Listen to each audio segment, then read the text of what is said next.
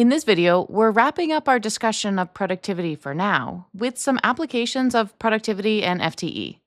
The two concepts that we're covering in this video are on relief workers, which is a topic you'll likely to see just conceptually, and labor turnover rate, which is a mathematical application of productivity that you could also be asked about conceptually. But we'll start with relief workers. In settings that need round the clock care, like in clinical dietetics or long term care, an individual worker is not available to staff it 365 days a year. Between weekends, holidays, sick days, pay time off, a full time employee actually only works on average about 236 days per year out of the 365. So that leaves 129 days uncovered.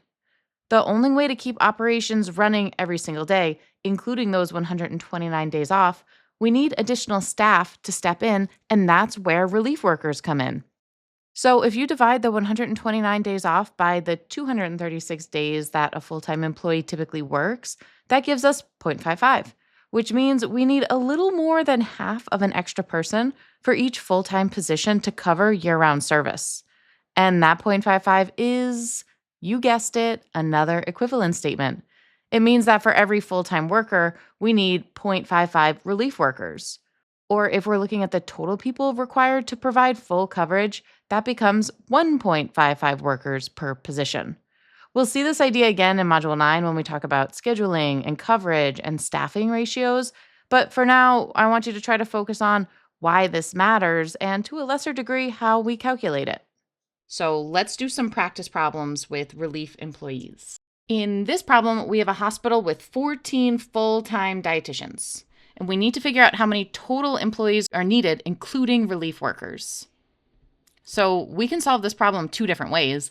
Both are fully correct, and both use the dimensional analysis. In the first approach, we're going to focus on just the number of relief workers that we need.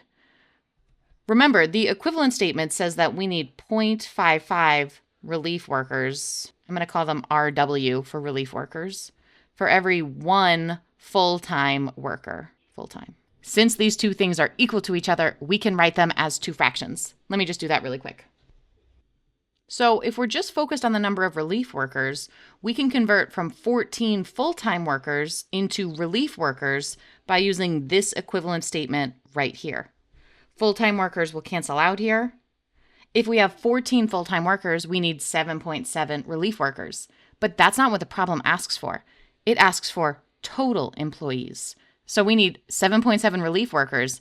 Added up to the original 14 workers, we need 21.7 total employees here.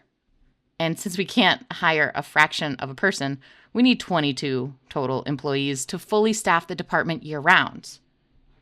The other way to do this problem doesn't use 0.55 relief workers for every one full-time employee.